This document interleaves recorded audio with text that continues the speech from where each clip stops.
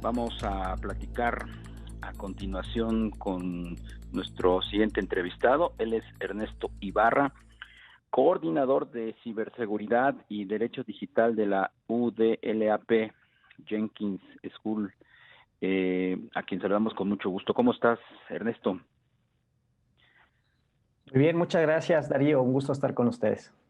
Bien, pues aquí molestándote, tú como experto de la Universidad de las Américas en estos rubros de ciberseguridad, ¿qué opinas de esta ley de ciberseguridad, una iniciativa para regular también las redes sociales, cómo afecta el desarrollo digital, un tema muy controvertido que está justamente en estos momentos siendo debatidos por los diferentes actores, tanto en el ámbito académico como empresarial y legislativo?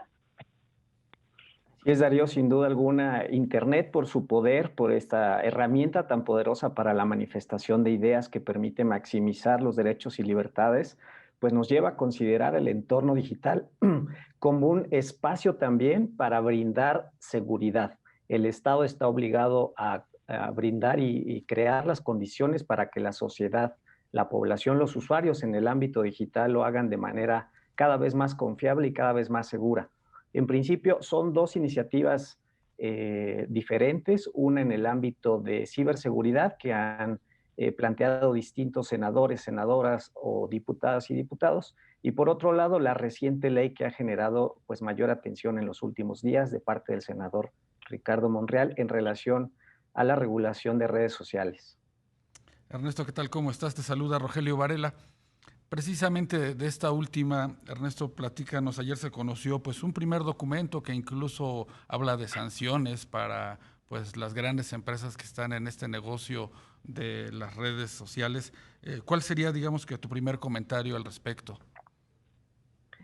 En principio me parece que es fundamental que el proceso de parlamento abierto idealmente hubiera sido construir un primer borrador a través de un proceso colaborativo y multisectorial, para no partir tal vez de elementos que son en un comentario previo pues riesgosos, porque implica establecer un filtro en las atribuciones del Instituto Federal de Telecomunicaciones respecto de procesos de innovación, respecto de la libertad de asociación de individuos o de empresas, respecto de crear una red social, una plataforma, no siempre como servicio, sino como un espacio también de convivencia y de compartir afinidades. Ernesto, este es un tema que se está abordando de manera simultánea en otras partes del mundo.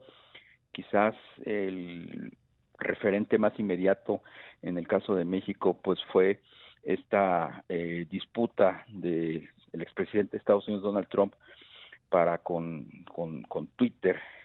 Eh, pero, por ejemplo, en Europa hemos visto también cierta intención de controlar las redes sociales. ¿México se equivoca con esta iniciativa o está en línea con lo que está sucediendo en otros países? Desde mi punto de vista, sí es un rumbo incorrecto, ya que este procedimiento de autorización a cualquier persona que quiera crear una plataforma, una red social que sirve para comunicar, compartir, entre otras cosas, contenidos para N cantidad de finalidades. Entonces, me parece que no está dimensionando en el rumbo correcto, no está en el sentido de favorecer la innovación, de favorecer la libertad de expresión y de asociación de las personas, y en una perspectiva de la tecnología como una herramienta que está ayudando a aquellas personas que quieren hacer negocios a través de plataformas o redes sociales. Desde mi punto de vista, en este punto, pues digamos, previo, creo que hay rumbos más favorables. Claro. Ernesto, ¿y qué entidad del gobierno mexicano tendría que pues vigilar, dar cumplimiento eventualmente a esta ley de ciberseguridad?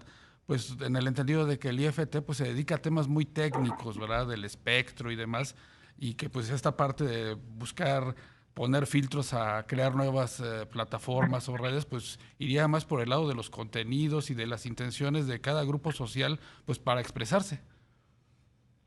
Así es, si tomamos en cuenta la infinidad de, pues digamos, de temáticas, de contenidos y de fines últimos por los cuales los usuarios nos sumamos a una red social, a una plataforma, nos hace un gran choque el concebir que un instituto que se dedica a vigilar los derechos de las audiencias y establecer pisos parejos para temas de competitividad en el sector de telecomunicaciones, sale encargado de revisar N número de redes sociales sobre N tipo de contenidos y fines que podemos encontrar en estas. Y uno de los principales afectados pues puede ser el usuario, en razón de que está limitado y saber que existe un procedimiento administrativo de este organismo constitucional autónomo. Entonces son muchos temas, las tecnologías son transversales y por ello es sumamente complejo que un solo ente del Estado mexicano se encargue pues de regular, por así decirlo, y de evitar o estar revisando. Además, es sumamente complejo que haya la especialización y el número de personas que revisen una por una las distintas redes sociales, su contenido y sus finalidades. Creo que un modelo de autorregulación es sumamente valioso y tener a las autoridades, ya sea del Ejecutivo o incluso los organismos constitucionales autónomos con capacidades y herramientas para la prevención, para el fomento y para la defensa de los derechos, sería mucho más constructivo. Ombudsman, ¿verdad? No hay un ente que defienda los intereses en este caso, pues los usuarios de las redes sociales, que son los primeros y principales afectados con una intención de regulación como la que se está discutiendo en este momento. Esta instancia que vele por los intereses de los usuarios, ¿existe la figura en algunos otros países? En algunos otros países también se hace de manera sectorizada a partir de los derechos fundamentales y a partir de tener al ciudadano o a la población como el centro de las políticas y la regulación.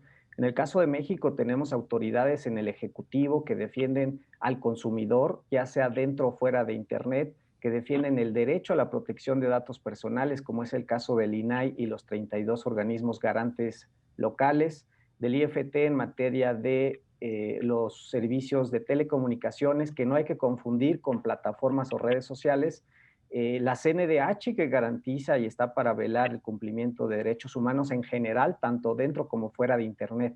Entonces, me parece que el diseño institucional del Estado mexicano es muy favorable. Tenemos un marco jurídico muy desarrollado en estos temas, que por eso creo que el enfoque podría ser más hacia el estímulo de detonar innovación, de proteger los derechos ya en la interacción del mundo digital, aprovechando y fortaleciendo las instituciones que ya tenemos sin sobreregular y sin generar escenarios de incertidumbre e incluso de una especie de censura previa por parte de un mecanismo regulatorio en manos del instituto.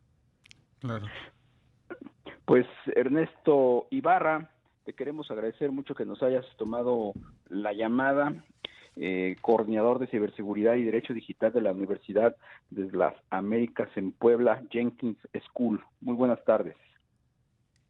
Un placer, Rogelio y Darío. Buenas tardes. Buenas tardes.